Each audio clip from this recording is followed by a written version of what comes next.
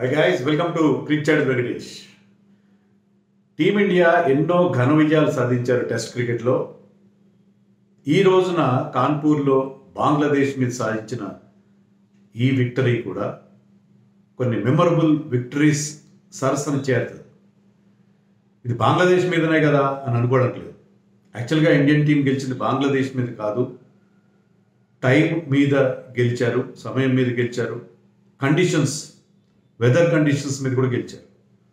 So just 2 డేస్లో మీరు అనొచ్చు 2 రోజుల పైన జరిగింది కదా. ఫస్ట్ డే 35 ఓవర్లు ఆట జరిగింది, లాస్ట్ డే రోజున 45 ఓవర్లు ఇంకా మిగిలి ఉండగానే, అంటే ఓవరాల్గా ఈ టెస్ట్ మ్యాచ్లో 180 ఓవర్స్ కంటే తక్కువ ఓవర్స్ జరిగాయి. 2 టీమ్స్ ఆడిన ఇన్నింగ్స్ కలిపి రోజుకి 90 ఓవర్స్ బౌలింగ్ చేయాలి.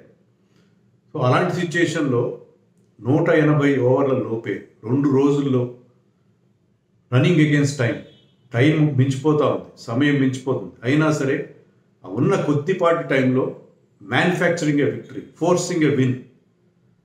అక్కడ విజయం సాధించడానికి ఎవరు అనుకోలేదు. మామూలుగా మనం ఏమనుకున్నాం, మొదటి రోజు ఈ ఆట స్టార్ట్ అయినప్పుడు 35 ఓవర్స్ మాత్రమే జరిగిన మొదటి రోజు. సర్లే సెకండ్ డే థర్డ్ డే మనకి ఆట జరుగుతుందంటే, సెకండ్ డే థర్డ్ డే ఎప్పుడైతే ఆట జరగలేదో థర్డ్ డే రోజు నేను వీడియో కూడా చేయలేదు. ఎందుకంటే ఈ మ్యాచ్ వర్షార్పణ అయిపోయింది, ఇంకా ఈ మ్యాచ్ గురించి మాట్లాడడం కూడా వేస్ట్, చాలా బాధ అనిపించింది. సో ఎప్పుడైతే 2 full days గేమ్ పోతుందో ఆ వీక్ టీం ఏదంతా వాళ్ళకి కూడా చాలా కాన్ఫిడెన్స్ వస్తుంది. ఇంకా 2 రోజులు జాగ్రత్తగా ఆడుకుంటే మ్యాచ్ సేవ్ చేసుకోవచ్చు కదా అని. కానీ అలాంటి అవకాశం ఏ మాత్రం ఇవ్వలేదు ఇండియన్ టీం. మీరు ఇది బ్యాస్ బాల్ అంటారా, గౌతీ బాల్ అంటారా, హిట్ మ్యాన్ స్టైల్ అంటారా నాకు తెలియదు. Indian team played for the win, complete positive intent, aggressive ఇంటెంట్లో ఆడారు. From day 4th day first ball నుంచి మ్యాచ్ గెలిచే వరకు అదే అగ్రెషన్ టీంలో కనిపించింది. అగ్రెసివ్ ఫీల్డ్ ప్లేసింగ్, వాళ్ళు బ్యాటింగ్ చేస్తున్నాం, బౌలర్స్ కూడా చాలా aggressive lines and lengths maintain చేశారు, వికెట్స్ కోసం వెళ్ళారు, కొన్ని బౌండరీలు ఇచ్చినా పర్వాలేదు అనుకున్నారు. ఇక బ్యాట్స్మెన్ అయితే రెచ్చిపోయి బ్యాటింగ్ చేశారు 2 ఇన్నింగ్స్లో కూడా. సెకండ్ ఇన్నింగ్స్లో యాక్చువల్గా ఆల్మోస్ట్ 2 full sessions టైం ఉంది, 95 runs మాత్రమే చేయాలి. అయినా సరే తగ్గేదేలా, ఎక్కడా తగ్గలేదు. రోహిత్ శర్మ నుంచి లాస్ట్లో వచ్చిన రిషబ్ పంత్ వరకు అందరూ కూడా అదే జోరుతో బ్యాటింగ్ చేశారు. సో ఇలా ఆడితే టెస్ట్ క్రికెట్ కొత్త లైఫ్ వస్తుంది. ఫస్ట్ 3 days ఈ టెస్ట్ మ్యాచ్ మోస్ట్ డిప్రెసింగ్గా అనిపించింది, టెస్ట్ మ్యాచ్కి ఒక బ్యాడ్ అడ్వర్టైజ్మెంట్గా అనిపించింది. కానీ లాస్ట్ 2 days ఇండియన్ టీం ఆడిన తీరుతో the has become a great advertisement for test cricket. Test క్రికెట్కి కొత్త ఊపుని, కొత్త జోష్ని ఇచ్చిన టెస్ట్ మ్యాచ్గా మారిపోయింది. Hats off to Rohit Sharma, hats off to team india as a whole. You played wonderful cricket, wonderful brand of cricket. ఇలాంటి క్రికెట్ ఆడుతుంటే మేము ఎవరు ఆపలేదు. మనకు అనవసరంగా బోల్డని పాయింట్స్ పోయినాయి. ఫుల్ మ్యాచ్ ఆడితే మనకి 12 పాయింట్లు వస్తాయి, డ్రా అయితే 4 పాయింట్లు. మనకు అనవసరంగా 8 పాయింట్లు పోతాయి కదా అని అనుకున్నాము, బాధపడ్డాం మనం థర్డ్ డే తర్వాత. కానీ 4th డే 5th డే రోజు ఎవ్వరు, even die hard Indian fans కూడా ఇలా మ్యాచ్ టర్న్ అవుతుంది, ఇండియా 2 రోజుల్లో ఒక విజయాన్ని మ్యానుఫ్యాక్చర్ చేస్తుందని ఎవరు ఎక్స్పెక్ట్ చేయలేదు. అంత అద్భుతమైన పర్ఫార్మెన్స్ ఇచ్చారు మన టీం. సో మనకి ఆల్మోస్ట్ 4th డే ఎండింగ్లోనే రిజల్ట్ ఖాయం అనిపించేసింది. బట్ ఏంటంటే ఏమో చెప్పలేము కదా అనుకున్నాం, మనం చెప్పలేము అనుకున్నాం. వాళ్ళకి ఇంకా వాళ్ళు లీడ్ పెద్దగా లేదు, ఇండియాకి ఉన్న లీడ్ అంతా 52 runs లీడే కదా. మళ్ళీ మనం బ్యాటింగ్ కూడా చేయాలి, వాళ్ళని ఆల్అౌట్ చేయాలి అని అనుకున్నాం. బట్ ఈరోజు ఆట స్టార్ట్ అయినప్పుడు 3వ ఓవర్లోనే అది first innings centurion Mominul Haque wicket దొరికింది, thanks to a wonderful catch by K L Rahul leg స్లిప్లో ఫీల్డింగ్ చేస్తున్నాడు. అశ్విన్ కొంచెం outside the leg stump వేసాడు. మొమినుల్ హక్ ఏంటంటే ఆ స్వీప్ ఆడుతున్నాడు, స్క్వేర్ లెగ్లో ఫీల్డర్ని పెట్టాడు, డీప్ స్క్వేర్ లెగ్లో. అందుకని చాలా ఫైన్గా ప్యాడిల్ స్వీప్ టైప్లో ఆడే ప్రయత్నం చేశాడు అతను. So he was trying to play it very fine. So first ఓవర్లో అశ్విన్ వేసాడు, అప్పుడు ఆ లెగ్ స్లిప్ లేదు. నేను చాలాసార్లుగా అనుకుంటున్నాను, ఏంటి ధోని ఉన్నప్పుడు లెగ్ స్లిప్ ఉండాలి కదా, లెగ్ స్లిప్ రెగ్యులర్ పెట్టేవాడు ధోని, షార్ట్ లెగ్ పెట్టేవాడు కాదు, లెగ్ స్లిప్ పెట్టేవాడు. కానీ రోహిత్ జమానాలో స్పిన్నర్స్కి లెగ్ స్లిప్ ఉండట్లేదు ఏంటి అనుకున్నాను, కానీ లెగ్ స్లిప్ ఎంప్లాయ్ చేశాడు. He's notice that Mominul was playing those sweeps very very fine. So leg slip పెట్టితే అతను కూడా ఏంటంటే బ్యాట్ ఫేస్ క్లోజ్ చేసి ఆడే ప్రయత్నం చేశాడు, అది ఎడ్జ్ తీసుకుని. బట్ అది ఫుల్ ఫ్లెడ్జ్గా వస్తుంది. మామూలుగా అంత క్లోజ్లో ఫీల్డింగ్ చేస్తున్న వాళ్ళు ఎవెన్సివ్ యాక్షన్ తీసుకుని ఆ బాల్ లైన్లో తప్పుకునే ప్రయత్నం చేస్తారు. But Rahul he's taken that wonderful catch, చాలా మంచి క్యాచ్. కొన్ని క్యాచ్ డ్రాప్ అయ్యి నేను కూడా చెప్పాను.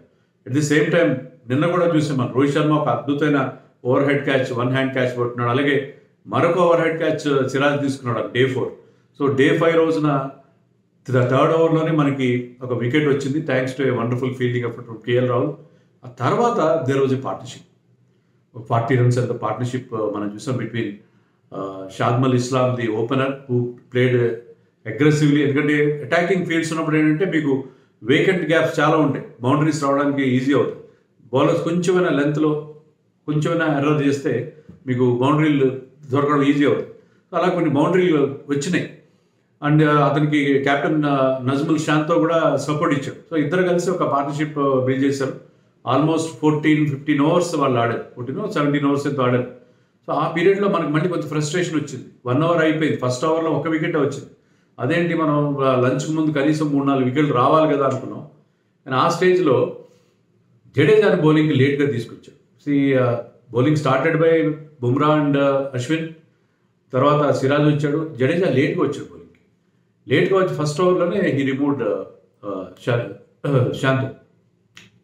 సో మామూలుగా ఏంటంటే లెఫ్ట్ ఆర్మ్ స్పిన్నర్ని ఇద్దరు లెఫ్ట్ హ్యాండర్స్ బ్యాటింగ్ చేసినప్పుడు ఏ కెప్టెన్ కూడా, రోహిత్ శర్మని తప్పడుతున్నట్టు కాదు కానీ ఏ కెప్టెన్ కూడా ఇష్టపడు. ఇద్దరు లెఫ్ట్ హ్యాండర్స్ బ్యాటింగ్ చేస్తుంటే లెఫ్ట్ ఆర్మ్ స్పిన్నర్ వస్తే అతని మీద వాళ్ళు అటాక్ చేస్తారు, విత్ ద టర్న్ కొడతారని చెప్పి ఇష్టపడు. అందుకే రోహిత్ శర్మ లేట్గా తీసుకొచ్చాడు. ఆల్రెడీ నిన్ననే ఒక ట్వీట్ పెట్టాడు సంజయ్ మంజరేకర్.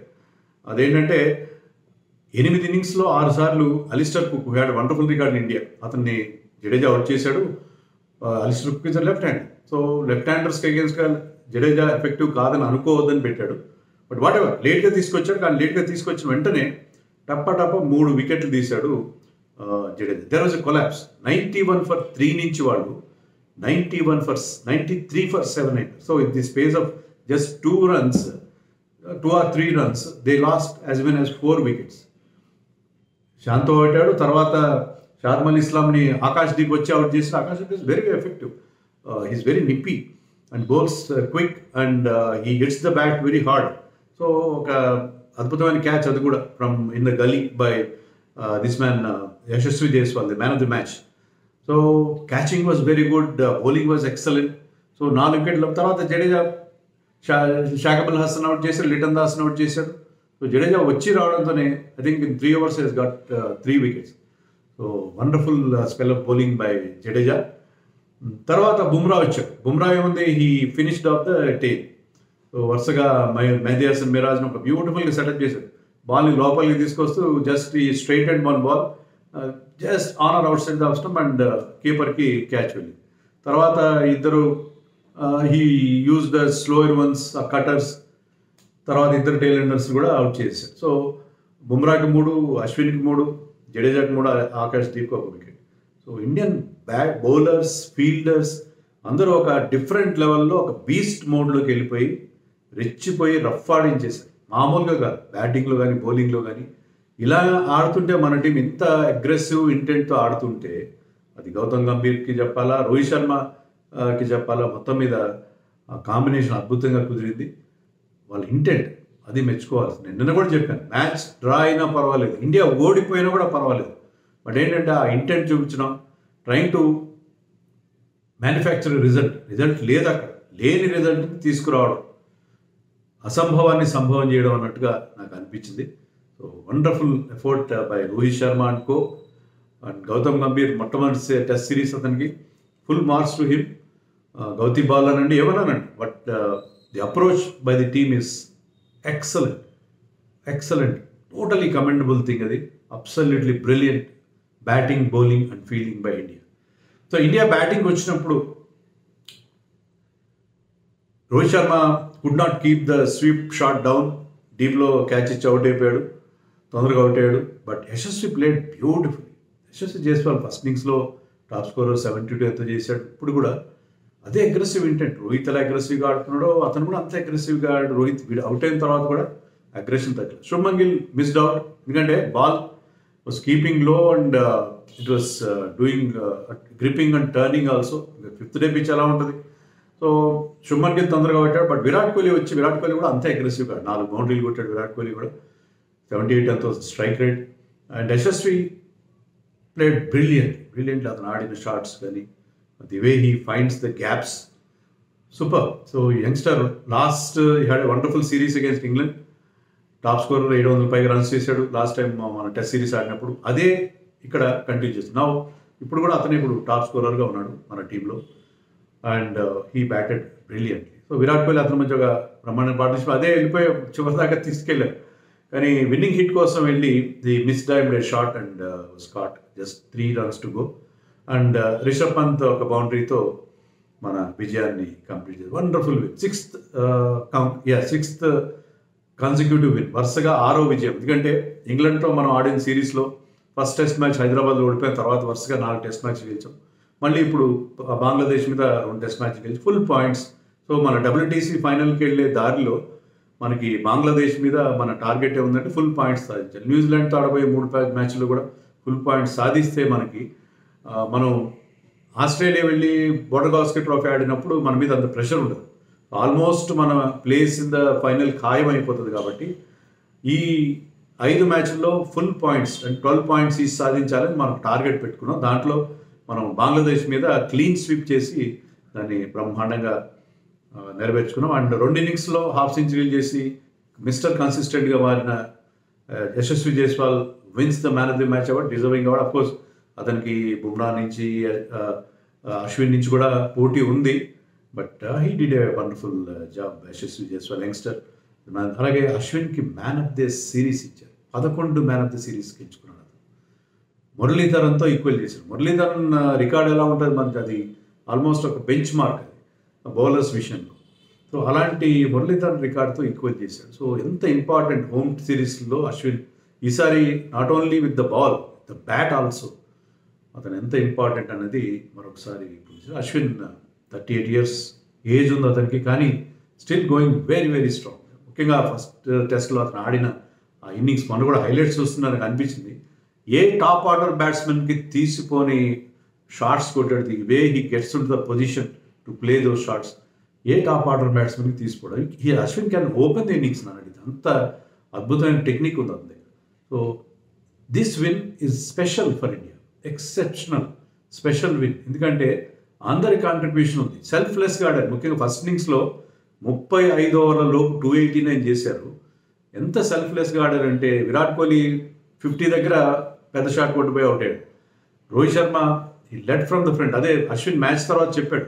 రోహిత్ వాళ్ళు ఆల్అౌట్ అయిన తర్వాత చెప్పాడు, ఫస్ట్ ఇన్నింగ్స్ వాళ్ళు ఆల్అౌట్ అయిన తర్వాత we will go for the shots, licence to kill. ఎవరైనా ఆడినా పర్వాలేదు, అవుట్ అయినా పర్లేదు. 230 లోపల వాళ్ళు 233 చేశారు. 230 లోపల మనం ఆల్అౌట్ అయినా పర్వాలేదు, గో ఫర్ యువర్ షాట్స్, క్విక్గా రన్స్ చేయండి, నాకు 80 overs బౌలింగ్ చేయాలి వాళ్ళకి అని టార్గెట్ ఇచ్చి బ్యాట్స్మెన్ని బరిలోకి దింపాడు. సో అలాంటి ఒక licence to kill, licence to hit ఇవ్వడం అనేది ఏ క్యాప్టెన్ చేయడం. వికెట్ ఇస్తే బెడ్స్ కొడితే మళ్ళీ మన క్రిటిక్స్ ఉంటారు కదా సోషల్ మీడియా కీబోర్డ్ వాళ్ళే తిడతారు రోహిత్ శర్మ, అంత అగ్రెషన్ అవసరం, అంత దూకుడు అవసరం అని. బట్ రిస్క్ తీసుకున్నాడు Rohit Sharma and it paid off handsomely it paid off. So it was a wonderful test match. గుర్తుండిపోద్ది ఎప్పటికీ. మనం ఈ టెస్ట్ మ్యాచ్, కొన్ని టెస్ట్ మ్యాచ్ గురించి ఎప్పుడు మాట్లాడుకుంటూ ఉంటాం. చాలా మనకు గుర్తుంటుంది. మనకి రీసెంట్గా వీడియో కూడా చేశాను. మనం లార్డ్స్లో జస్ట్ మనకి వాళ్ళకి ఎన్ని ఓవర్లు, 60 ఓవర్లు నరకం చూపిద్దాం అని చెప్పి విరాట్ కోహ్లీ అన్నాం. 60 ఓవర్లలో వాళ్ళని ఆల్అౌట్ చేయడం లార్డ్స్ టెస్ట్లో 2022లో 21